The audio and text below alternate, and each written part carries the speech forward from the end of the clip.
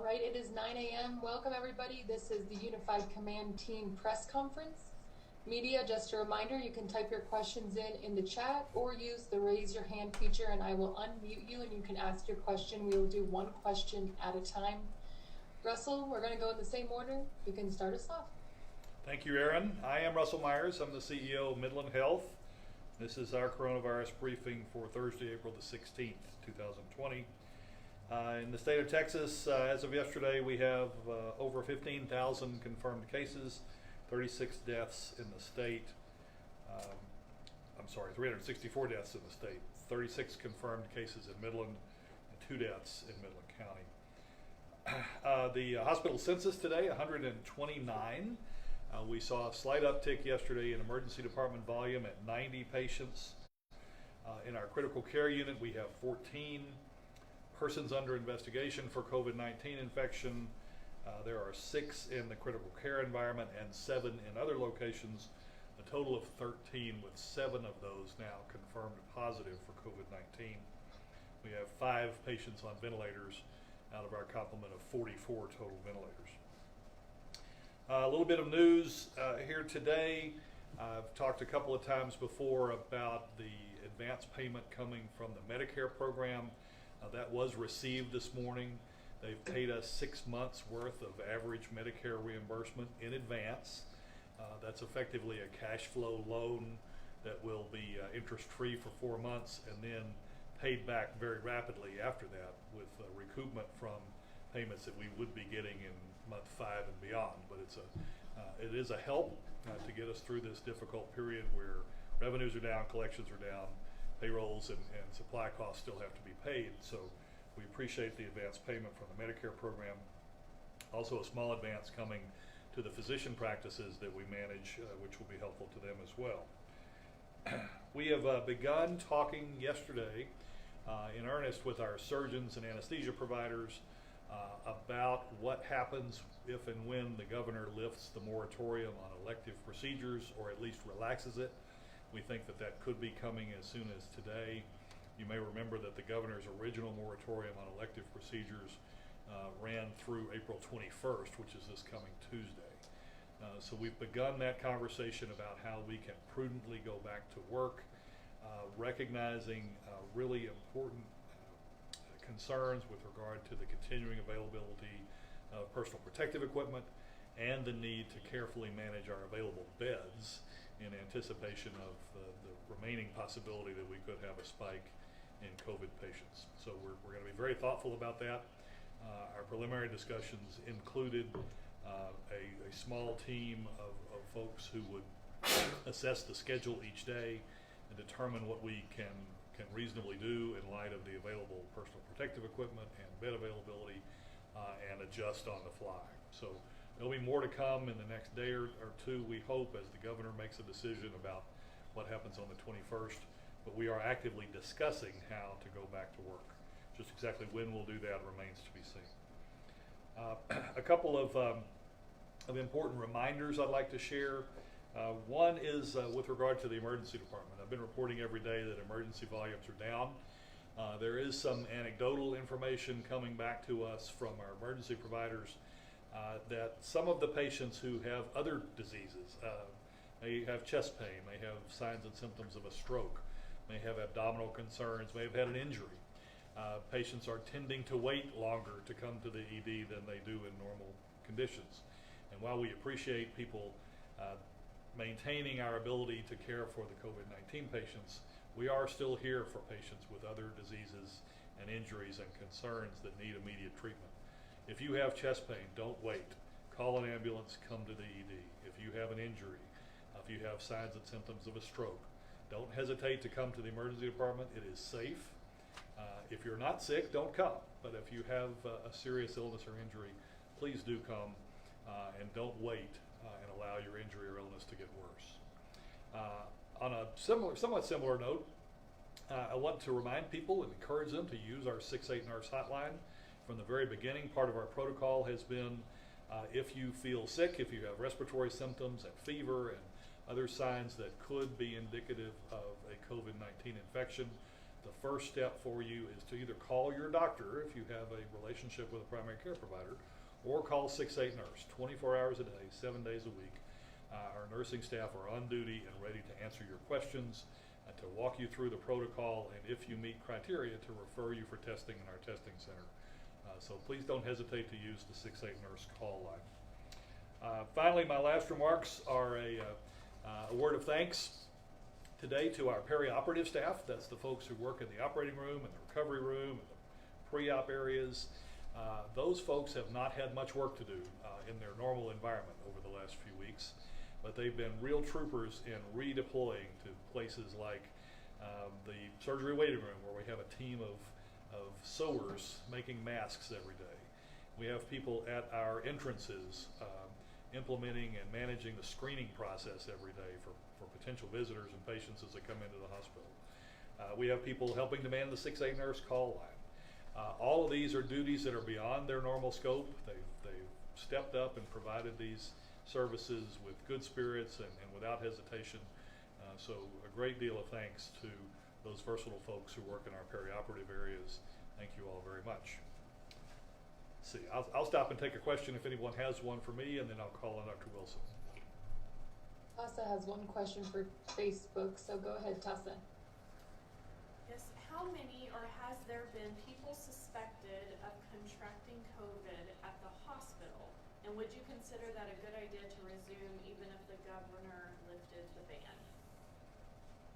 So the question is how many, I presume that means how many staff members have contracted COVID? That would be my assumption. Is that the way you take that question? As of now, I don't think we have had a positive staff member. I think you'll remember early on, our very first patient, as we were getting our procedures well oiled, there were several days when that patient was not recognized as a person under investigation. So we had 30 staff who were exposed to that patient. Those staff members were carefully monitored by our employee health group, and at this point, I believe all of them have moved through the 14-day process and have been cleared with no positive test results. Now, the second part of the question was about the relative wisdom of returning to work. I mean, that's the way I took it, and I think that is a challenging issue for us without question. I expect that the governor's pronouncement, whenever he makes it, will at least be some loosening of standards and allowing hospitals to consider going back to work on some level. We have to be very careful about that, recognizing that personal protective equipment remains dicey. Some elements are easier to get than others. We have a substantial supply of just about everything we need, but we have to continue to be very careful about how we use it. So that's a legitimate concern. We also need to preserve available beds in the hospital, especially in those units we've set aside for COVID patients. And we have a plan for how we think we can do that. But as we go back to work, we will carefully manage. Every day, every other day, we'll have a team that looks at that schedule and judges whether the cases that the surgeons want to do or need to do can fit within our available PPE and our available bed supply. As always, the majority of the cases we do will be outpatient.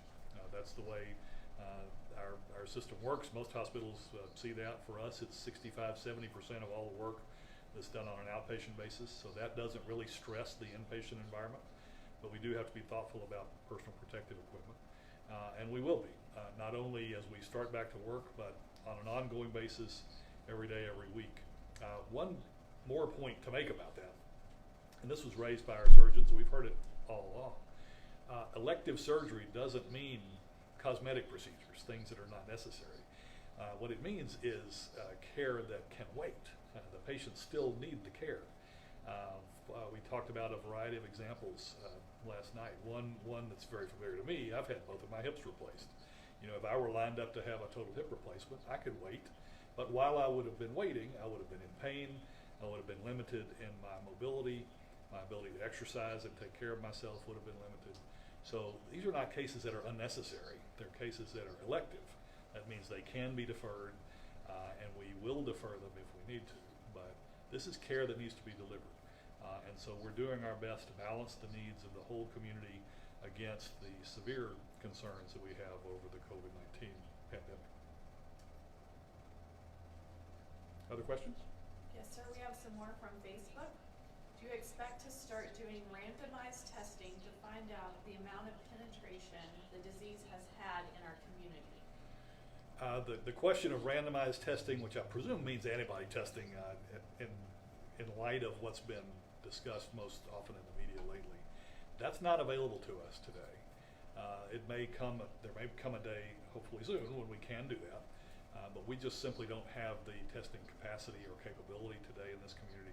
So no, I don't expect to do that anytime soon. I think we would all love to know the extent of the disease in the community, especially those folks who have had it and recovered and are relatively immune, but we are not in a position to know that here in the near term. One day we hope we will be. A follow-up question to that is, will we ever have access to this test, or do you have any kind of forethought or information of it coming to our community? The availability of testing is one of many elements of the supply chain challenge that we're all facing. Testing is going primarily to the areas that are the hardest hit. The manufacturers of testing and reagents don't have the capacity to meet all of the demand for a nation of 330 million people, and so our limited production capacity tends to be going to the places that need it the most. We're really blessed in Midland. We have not had a huge outbreak. We haven't had a big spike. Our hospital facility hasn't been overrun with patients, and that tends to put us lower down the list of priorities for those manufacturers and distributors that provide us with personal protective equipment, with testing, even with other goods that are unrelated to the COVID-19 pandemic management. So, it's a mixed blessing. We don't really know. We talk every day about the supply chain, and it changes every day. We have no way of knowing when the antibody testing, when our PCR testing for our in-house lab equipment will become available so we can test patients in real time in large numbers. We just don't have good information, and it changes every day. Okay, there are no more questions for me. I'm going to call on Dr. Larry Wilson to make a few remarks. Sir? Thank you, Russell. Dr. Larry Wilson, Chief Medical Officer at Midland Health. I want to echo something that Russell commented about with the 6-8 nurse line for calling in. It is the access for anybody in the community that has concern about the virus to call and schedule an appointment to go through the drive-through testing center. It's also, as Russell alluded to, you can call there for questions about any other health issues as well, but that's the line for patients to call to get access to an appointment to go through the drive-through. The drive-through does not accept people just driving up. It's really appointed visits only. And any symptoms now, the circumstances have been liberalized, so we had been asking patients about fever and constitutional symptoms that are consistent with a respiratory tract illness, and that no longer is required. It's really any symptoms whatsoever. So if you have symptoms and you're concerned about the COVID infection, you're welcome to call 6-8 nurse and schedule an appointment. There are over 50 appointments available on a daily basis, and as of yesterday, he's had empty slots available every day. So to the comment of the question that was asked earlier about testing, Russell appropriately answered about the antibody testing, which would show immunity, but there is, as we have spoken about here before, penetration of the infection in the community in asymptomatic people, both pre-symptomatic, and they're going to get sick, but they haven't, and those that never get sick and carry the virus and can shed it. So the more testing we do, the more information we have, and the better we can do to manage the disease. I wanted to touch on one other subject, that this has been something I've been seeing a lot in the news nationally, statewide, and certainly in our own community as well, is the importance of liberalizing how we're behaving and getting back the economy on track. I think we all recognize the importance of doing that, but I think it's very, very important that we remember this is not some kind of a validation that we have the virus under control. We still have a viral pandemic going on, and it remains a serious threat to all of our citizens, particularly the aged and the vulnerable. But we have to acknowledge also we have an economic pandemic taking place as well, and this is a pretty dangerous circumstance in and of itself. And people above my pay grade and in different lines of work are trying to solve that problem. And I'm just here to remind us that as that problem is solved, we still have a very significant virus. We have a virus that's very transmissible from one individual to another, a virus that can be in one person and not produce any symptoms but be transmitted to somebody else that does get sick. And in many of those people that get sick, they'll get sick enough that they require oxygen or hospitalization, and a small subset of that population dies. And this is really our responsibility as we do get back to business and get back to work, that we do it in a way that we remember those things and do everything in our power to protect the vulnerable and the aged, get things going in other ways, in every way we can, but be cautious, careful, protective of all our citizens. As we get more testing, we'll have more information, get to the point that we have immunity from either herd immunity because enough people have been infected or we develop the vaccine. Things can get back to some level of normalcy, but I don't think we'll ever have a completely normal, at least in our lifetime. We'll remember this, I think. And as long as it's still going on as it is today, social distancing, hand hygiene, cleaning surfaces repetitively when you're working in an environment, if you do get back to work, all of those things are very, very important. So congregating in groups is going to remain a very, very risky behavior until we get this under control.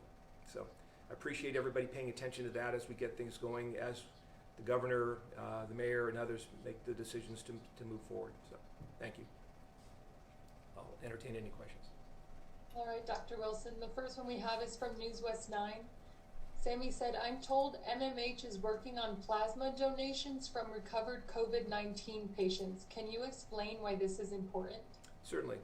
So our pathology department, led by Dr. Klingensmith, has been very active in this area. And the importance is if we recognize somebody has had the SARS-CoV-2 infection and they recover, the reason they recover is because their body has developed an immunity to the infection. For over 100 years, we've recognized that within our blood stream, there is plasma. It's the fluid that carries the red blood cells, the white blood cells, etc. And in that plasma, there are antibodies. There's blood clotting factors and other products as well. But at the end of the day, what we're looking for is the antibodies to the virus. And in those that have recovered, and there's specific guidelines on how you look at this, they have to be 2 weeks out from the infection. They had a positive COVID test on the front side, a negative COVID test on the back side. They can donate plasma, and I'm sure you've seen or heard of plasma donation centers. And this is just for the volume of fluid that is used for coagulation factors, it's used for volume expansion, it's used for a variety of different things. But in this particular role, we're asking it to be used as a therapy because of the antibody. So you're basically using it as an antibody donation. And those antibodies then can be given to another individual and provide passive immunity, meaning they didn't develop the immunity themselves, but it'll wipe out the virus because they have the antibodies to do so. And it's been used around the world in a very limited way. We did a literature search on it, and there's probably been, with this particular virus, less than 50 applications that we were able to find in the literature. I'm sure that's expanding now, particularly in the United States, but that's a pretty small number to know the safety profile. I mentioned that plasma in general is very, very safe to be given. We give it for a variety of other reasons, but whether having passive immunity may shut down your immune system's response and you may not develop active immunity for yourself going forward, for instance. There could be other risks as well. And unfortunately also, there's not a whole lot of people that are aware of this, and there's not a whole lot of people that have recovered from the COVID infection. Remember, this has only been going on in this country for a few months, so getting the plasma or the serum for everybody that would like it will be a challenge, like every other thing that Russell and others have mentioned about the supply chain. It's going to be a limited product, but when it's available, it will be used in the circumstances that are appropriate, and the FDA has those delineated. And the next question is from Stewart at the MRT. He asks, how much of a worry is a confirmed test from a second nursing home? Well, we've spoken about that a number of times over the last couple of weeks here, that our primary concern isn't those asymptomatic carriers and those that have minor illness and stay home in quarantine, but it's the aged and the vulnerable. And long-term care facilities have aged and vulnerable people by definition. So anytime it gets into that kind of an environment, it's of concern. We speak to them on a daily basis. The health department, Midland Health, and the long-term care facilities are working together to try to minimize and mitigate the exposure of others in those circumstances. They're using all the appropriate PPE, and they're keeping isolated patients that are infected.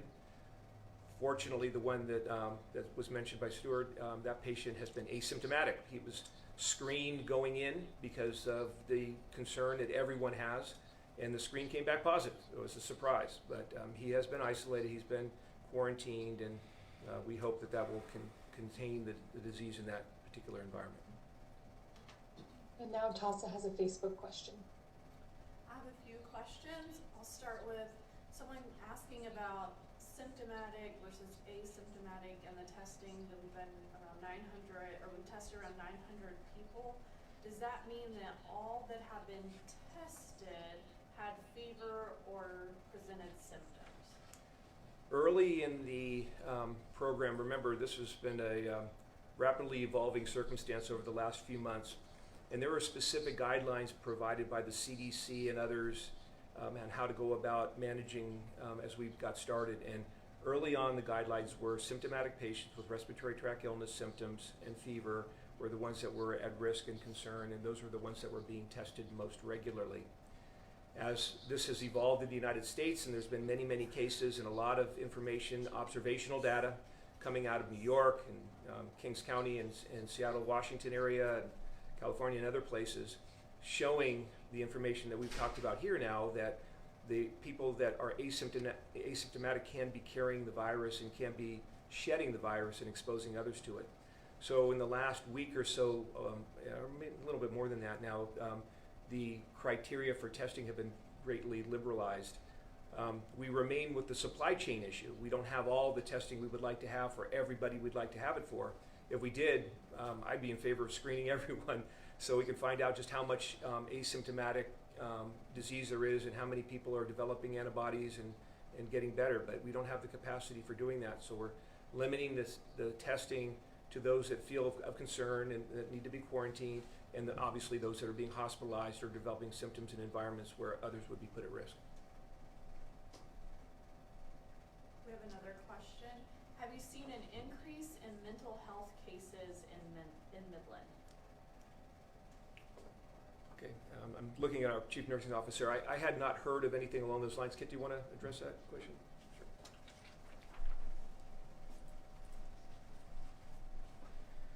So as of today, the number of mental health cases that we get out of the emergency department is remaining relatively flat. We actually had a fairly decent amount prior to COVID, and so we're still seeing around that same pace of folks that are getting consultations.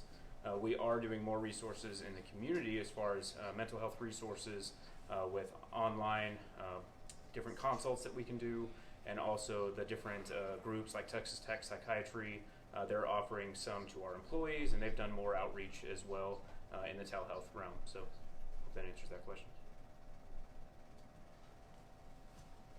Thank Is you that for all the Kit. ones from Facebook? Sorry, Erin, I have one more, and I think it's from Okay. Dr. Wilson. And I apologize, I will probably not pronounce this correctly, but does Midland Memorial have remdesivir as an option for treatment? Sure.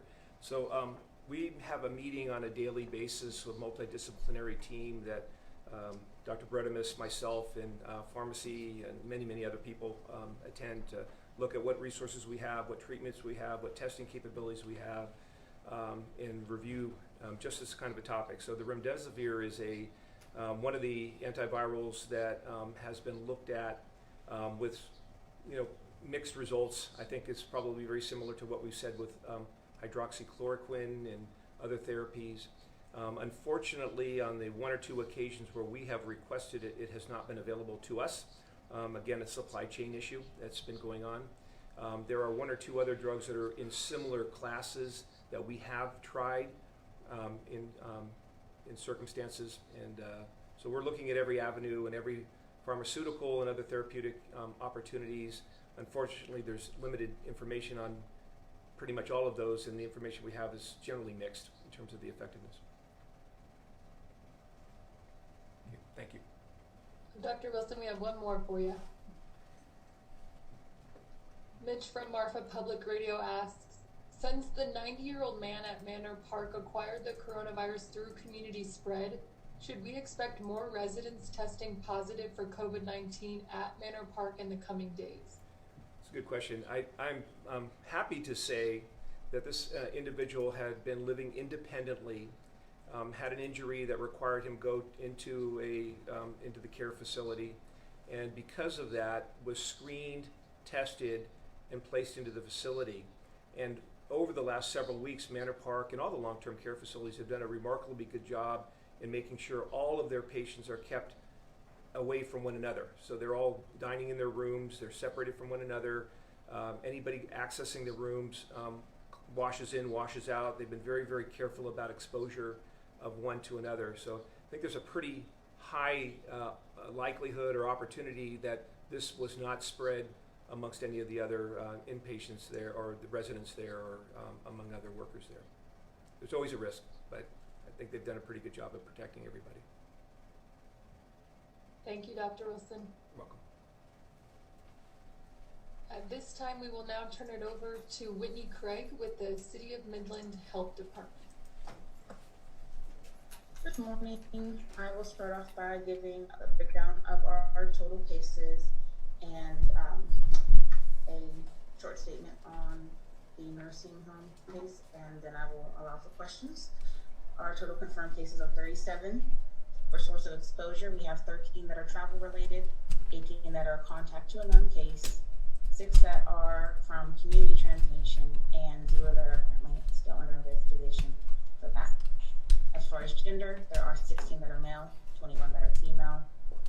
For ages, we have 2 in the 0 to 19 bracket, 14 to 20 to 29, 6 in 30 to 39, 4 40 to 49, 4 50 to 59, 2 60 to 69, 2 for 70 to 79, and for those over 80, we have 3 cases.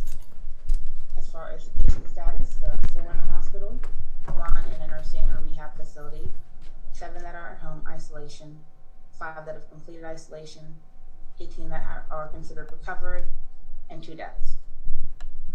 For medical visit, we have 16 that were tested at the drive-thru, 8 at their private provider or clinic, 6 in the emergency room, and 7 as inpatients at the hospital. As far as investigation status, 17 are still ongoing, and 20 are marked as complete. So our first release yesterday dealt with Midland Medical Lodge and their first positive case. About the day before yesterday, all the dates. Up until the release, there was low concern for spread among the residents due to the mitigation efforts and infection control guidelines that were in place. And Dr. Wilson did speak to that also. Once we were made aware of the positive residents, we made the announcement to remain transparent and inform the public. As mentioned, the facility has not allowed visitors, which also reduces the impact on the community. Speaking to Manor Park as well as Midland Medical Lodge, they have been in constant contact with the Centers for Medicare and Medicaid Services, Centers for Disease Control and Prevention, as well as following the Texas Health and Human Services Commission's guidelines. They have been great with mitigation as well as making sure they're masked and gloved, creating designated isolation areas for patients, testing symptomatic residents, and checking for symptoms of the residents as well as staff. We were made aware that once the governor made his declaration, there had been no visitors, and some of the nursing facilities have also made it so that there are no new admissions. So that would also reduce the risk of bringing in any additional exposure to the residents. Any questions? Okay, I'll give them 1 second to see if anyone has any questions to type out.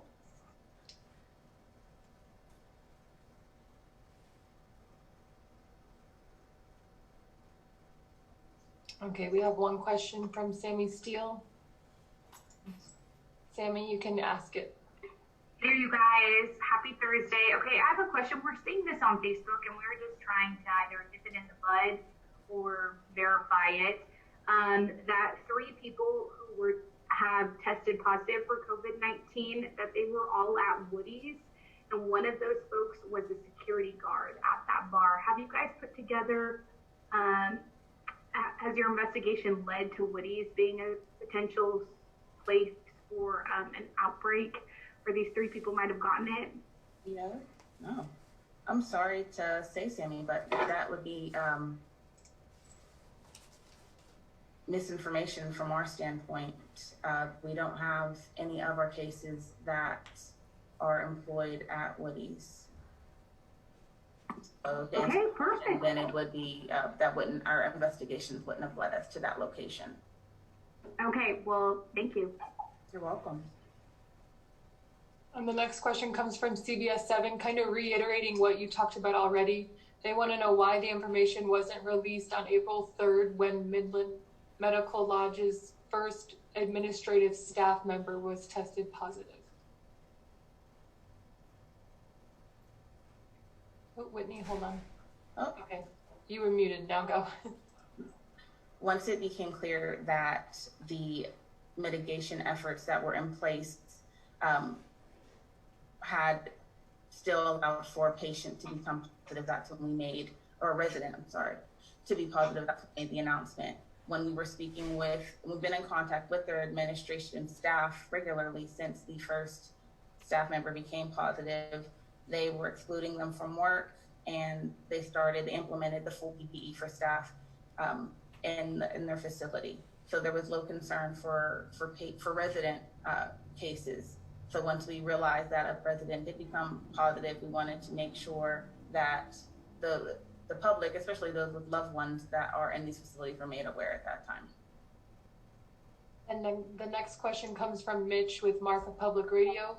Are there any other residents at any Midland nursing homes or retirement communities that are exhibiting COVID-19 symptoms, but their test results are still outstanding? At this time, we just have the 2 nursing facilities that have the positive residents, that are currently exhibiting or that are currently positive cases. Okay, and then this one will be the last. Symptoms. As far as exhibiting symptoms, we have not been made aware of any nursing facilities outside of the ones that we are currently investigating. And this will be the last question for Whitney since she has another conference call to get to. It's CBS 7 again. They said, but even with limited concern, given the circumstances, why not let the public know early on to keep them in the loop? As I stated previously, there was very low risk to the public considering no visitors, no new patients were allowed to be admitted into these facilities. So once we found out that a resident was positive, we made the announcement more so for their loved ones so that they would be aware that there was spread within the resident population. All right, thank you, Whitney. Thank you. And now we will turn it over to Orlando Riddick.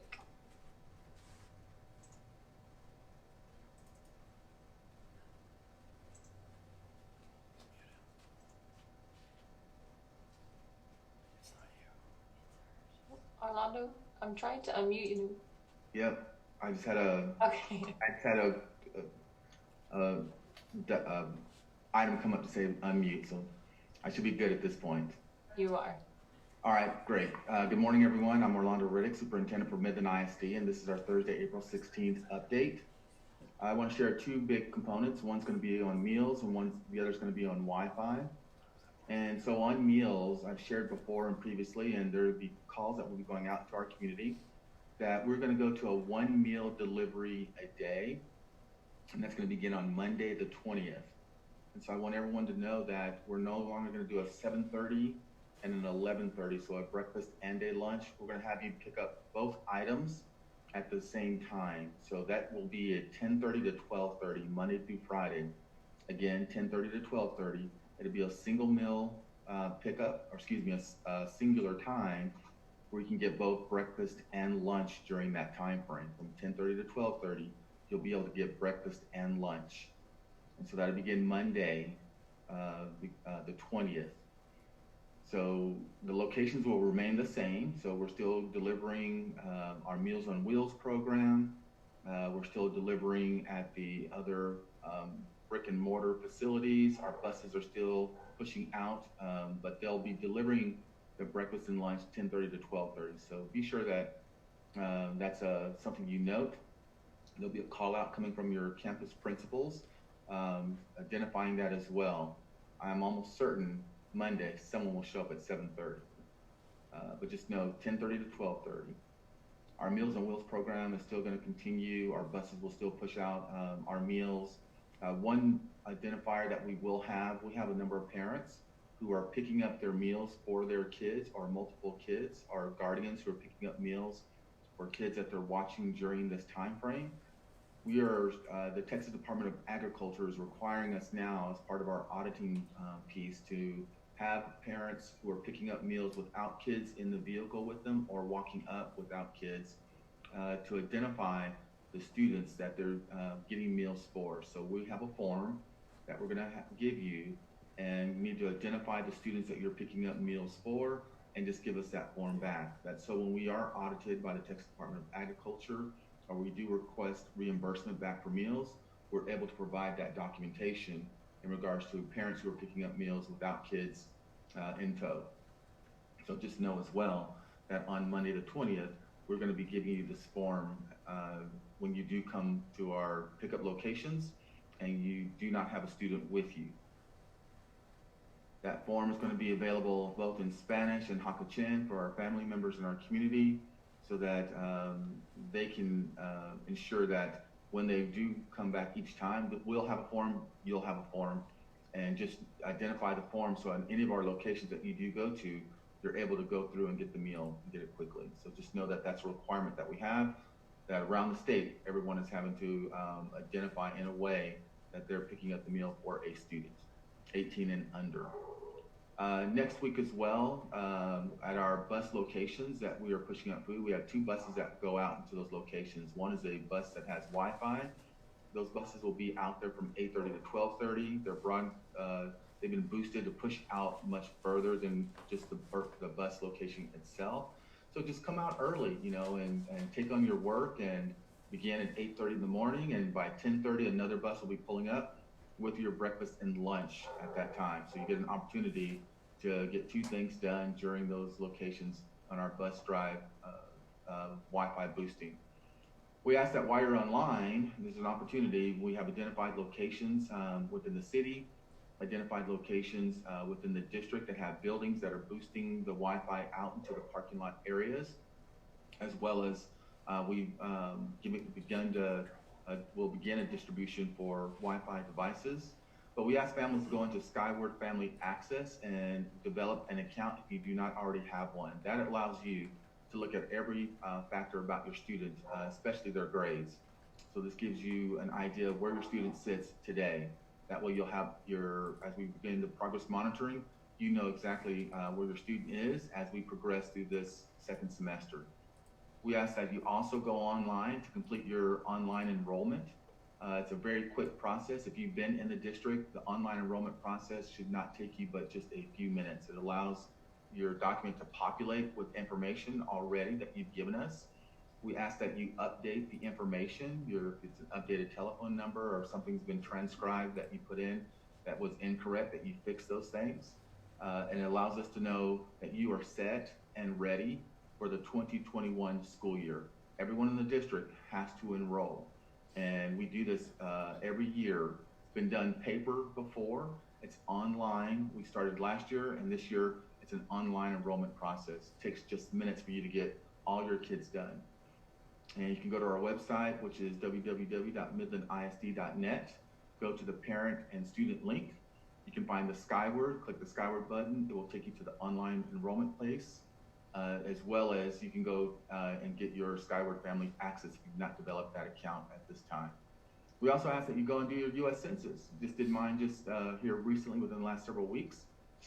Ask that you complete that so our city gets all the necessary means and dollars that are allocated federally, that they come to us to support, education, government, hospital, that allow us to do the things that we need to do in our community, that we ask that individuals step out there to get that done while you have the access to the Wi-Fi in a variety of locations throughout our city or all the way into your home. Closing remarks, just want to thank our technology team. They've done a phenomenal job. They've pushed a number of factors in a short time period to really draw upon their skill set. That's from deploying Chromebooks and getting Chromebooks ready to be issued and delivered, to implementing Wi-Fi boosting capabilities, which I spoke to just previously, throughout our city and in our locations, to buses that are going out, to allowing the opportunity to bring the teacher from our brick and mortar, from our schools, into your home. This is a dynamic team, and they are certainly making it happen. They've got a hotline that's set up, so parents who are struggling through a number of factors, whether it's I'm trying to connect and I can't, I'm trying to get into the Google Classroom, I'm having a difficulty around these factors, we have a tech team that's there to support you in your need. Not only do you have your teacher, your campus principal, but you have this tech team that's built and designed to support you as you move forward. One thing that we know that that's rests with a number of people, and it was mentioned earlier from Russell Myers, that the governor's going to come either today or tomorrow to present out what next steps could look like for a number of factors. We're looking at it from the school side to see what that might generate from the May 4th executive order for closure. That does closure extend beyond the May 4th timeframe? We'll see what that dictates, and we'll be ready for whatever decision that comes forward at that point. Part of that decision making as well, because we've been ahead of where the governor has been in regards to closure, we're looking to our medical advice from both the cities, both the hospital and health department, to help us understand what decision making do we need to make as we decide to bring 30,000 individuals back into our brick and mortar facilities. And I want to be sure that and ensure you that we're going to make the best decision for our community as that decision making comes forward. We propped up a number of support pieces, not only mental health, information for our class of 2020, our seniors. You're able to go to those locations and draw in some feedback and information to help you gain better decision making for you and your students as we drive forward. But again, two big pieces. Meal times are changing, 10:30 to 12:30. Still, we get our largest portion every day. We're serving about 11,000 meals. 8,000 of those occur during the lunch hour that we have, the 11:30 to 12:30, and about 3,000 happen at the 7:30 to 8:30 time frame. We're condensing that to one delivery, one time a day, 10:30 to 12:30, both lunch and breakfast you'll get. So you get lunch for that day, breakfast for the next day is how it would work. The other piece is, just know that we have, if you need support, whether it be a device of some type, whether it be a Wi-Fi device, or whether it be a Chromebook, a laptop device, please reach out to your campus teacher, call the campus if you don't have that capability, but reach out to teacher and the campus administration so that we can get you taken care of and ensure that you have what you need in regards to that. With that, I'll take questions. Okay, the first one is, are you providing PPE for those distributing meals? Yes, we are. If you drive at any of our meal sites, we've done that early on to ensure that they have protective mask and gloves, and they have all the capability to disinfect and wipe as a prep for the day and end for the day. And the next question comes from Stuart at the MRT. Can you really envision a scenario that kids should be back on campus in 2 weeks, no matter what the governor states? I've shared this with a number of community members, and I'll share it here as well, that knowing that after May 4th, there's just a few short weeks to end school, the 22nd, that would be a very difficult scenario to look at based on what's occurring in our community. You heard from Dr. Wilson and Russell Myers and from Whitney Craig around this is what's occurring, and to bring 30,000 individuals back into buildings, that would be, I see that as a long shot. Not that it couldn't happen, but I'm hearing from the hospital side, which helped us make our decision making early in regards to closure, that there is still a social distancing aspect of what we can do, and we have control over 30,000 people to make that decision. So I think he may come up with something, but again, we'll make the best decision, whatever that decision is from the governor for our community. We'll give them just a few more seconds to see if anyone types anything out or raises their hand.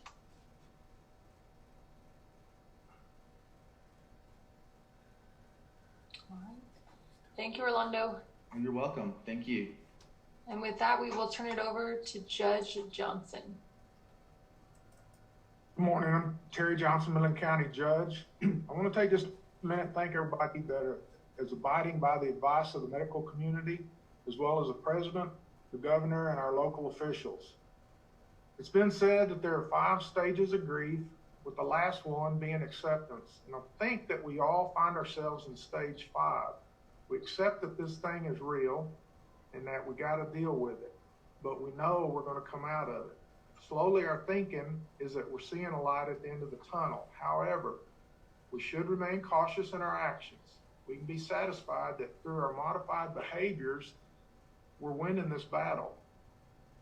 I want to take just a second to thank the mayor for all your diligence and your guidance during this crisis.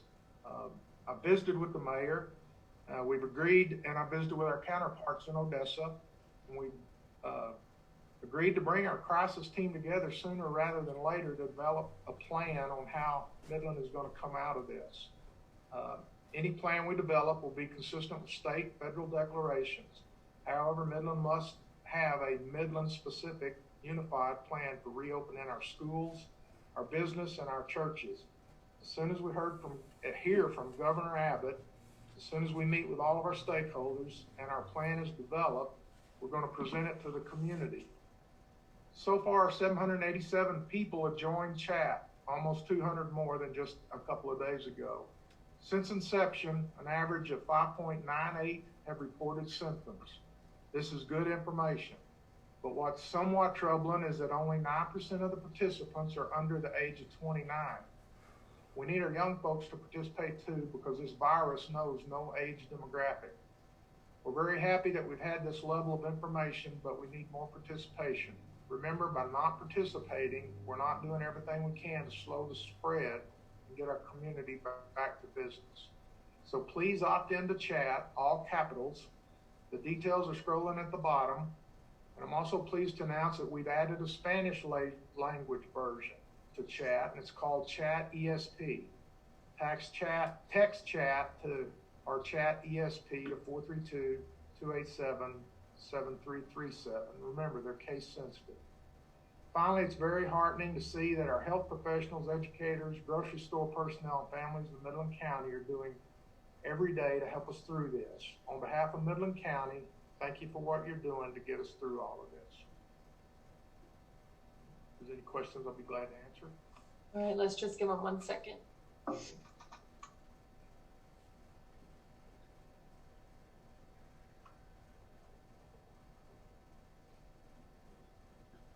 Judge Johnson, you are good. Thank you. Oh, wait.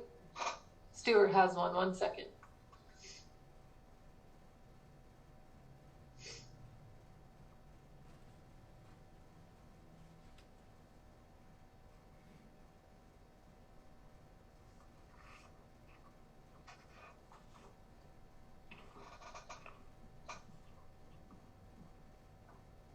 All right. This one is from CBS 7. They said, when will we have an access map to show the zip codes of where positive patients are? Slowly starting to develop that information. I hope next week we can start putting that out with some regularity. Okay. We'll give 1 second for Stuart to type this. Stuart said, we have had people say that English speakers are getting Spanish instructions. Yes, we just got that up and going last night.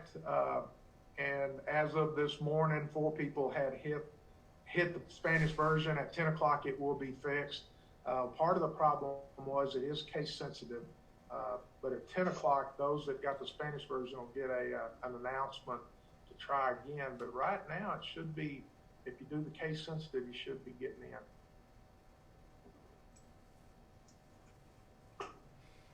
Mitch asks, can you tell us how many prisoners are in Midland County's jail? Have any prisoners been isolated because they've exhibited symptoms of COVID-19? As of this morning's report, I have not been advised that there have been any diagnosed with symptoms. And can you give the number on how many prisoners are in Midland County Jail? It was 362 this morning, I believe. Total capacity of 500.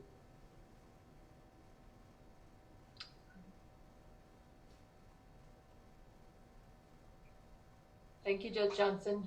Thank you. At this time, we will turn it over to Mayor Payton.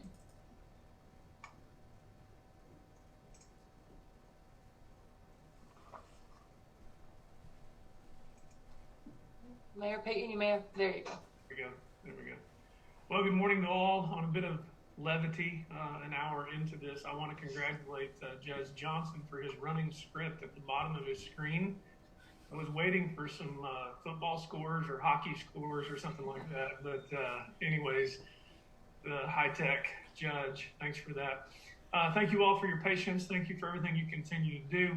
I want to continue to thank our community for everything that they're doing, with the patience you are displaying, with the really the commitment that you are displaying towards the things we're asking you to do, quite frankly, the things you're being told you have to do. And so let me move into where we are right now. As far as the city, we're continuing to try to provide all the services that you're used to seeing.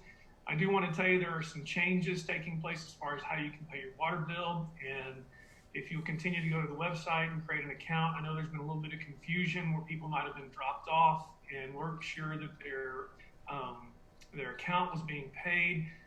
We're not going to shut you off. We're not going to shut you down. Just continue to work through the City of Midland website and establish a new account for yourself as we continue to try to move things online for you. Going back to what the hospital was talking about, I want to affirm to you that our elected officials, our local elected officials, as well as those who represent us here in Texas, are doing everything that they can do to make sure we get as many resources as we can get. There are a lot of you watching a lot of television, watching a lot of news, hearing a lot of information about different therapies, different treatments, different drug options. And while all of those things are being played out around the nation, it's important to realize, even though this is a little bit negative, that we remain not at the top of the list as far as priorities are concerned nationwide. The reason that is because of how good we're doing and how good we're doing in Midland and Odessa. And so when other places are experimenting with different things and you hear our health professionals tell us they have not been able to get a particular therapy or a particular drug, it is not because of lack of effort. Our medical professionals are doing everything they can do. Our representatives are doing everything they can do to get things here as quick as we can. The reason I tell you that is not for you to get discouraged, but hopefully to encourage you. That's why we have to be very diligent about the things we're doing with social distancing, about the things we're doing in our grocery stores, and so on and so forth. We have to continue to be disciplined in what we do as resources slowly get to us over time. So things that you're seeing in the national media may not get here as fast as they get to the places where this is blowing up, whether that be New Orleans or New York or San Francisco or other places like that. We can continue to be thankful that even though we are seeing numbers increase very slowly, we're not having the spike like they're having in other places. We are awaiting, as you have heard from just about everyone, we're waiting to hear from the governor, whether that's going to be today or tomorrow. I've had some conversations as early as yesterday trying to figure out when we can hear certain things from the governor, what we might hear from the governor. I, like you, am desperately waiting to see if he will loosen some reins so we can get our economy going again. But let me also affirm to you that in getting our economy back on its feet and getting our economy moving again here in Midland and in the Permian Basin, it's going to be a gradual, slow process. There is really no way that we're going to be able to just open the doors. We are working on a plan, as the judge just talked about. We're working on a plan of how we can bring back our economy and open our economies back up. I'll be on a discussion with all West Texas mayors tomorrow night, talking about how we can, as a region, continue to elevate our economy. But even as we do, we will continue to have to practice the things you have become used to, whether that's social distancing, the good hygiene, the washing of hands, even the wearing of masks. I cannot reiterate enough that we will have to slowly get back to our new normal. It will take time. My biggest concern is that we get some changes in place so we can get our small businesses operating again. We can get our restaurants and our bars opened again. We can get nail salons open again. So we're working towards that. We're waiting to see what the parameters will be from the governor. As soon as we know those things, we will be ready to open the economy up in a slow, to use the word that Dr. Wilson has used, really a slow burn to reopen as well. So with that, I want to just continue to encourage you. I know many people are, to be quite blunt, tired of where we are.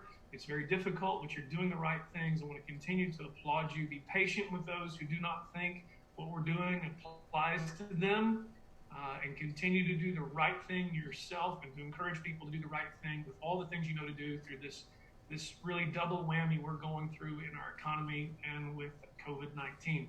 With that, Aaron, that concludes my remarks. I'll take any questions. All right, we don't have any just yet. Let me see if anyone's typing anything out. Sure, no worry. Siri just told me she was on it, so. We'll let her answer everything. I'll let her answer every question.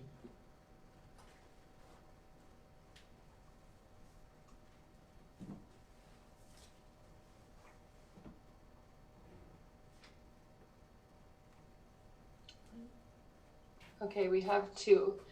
The first one is from Mitch, and he asks, as the Texas Railroad Commission weighs the pros and cons of limiting oil production across the state, do you think restricting the quantity of oil companies' produce will help the Permian Basin's economy?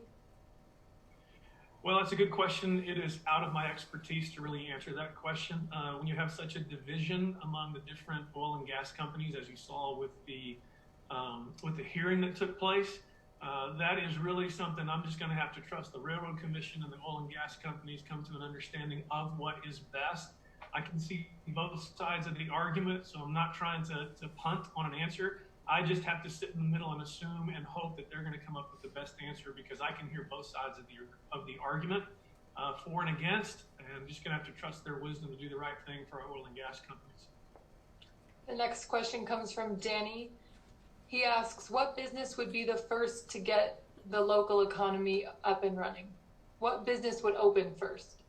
Well, our hope is, and this is just my hope, and so it's not really, hey, here's what's going to happen. My hope is that the governor loosens restrictions for all businesses, and then it's going to become a matter of how much businesses are allowed to open. It's probably going to be something in the neighborhood of a magnitude of occupancy load, because we can't just open everything up 100% and be able to practice social distancing. So we're not looking at any one particular industry. I'm looking for the governor to talk about loosening the restrictions on what have been termed non-essential businesses, so we don't have this divide between what we consider essential and non-essential, which has caused so much debate around here as well as around the country. So we're hoping all businesses will be allowed to operate, and then we're going to have to work on what that looks like to have a slow, consistent open so that we can get to a new normal over a period of time. That's all we have. All right. Thank you all very much. Have a blessed day. Thanks, Aaron.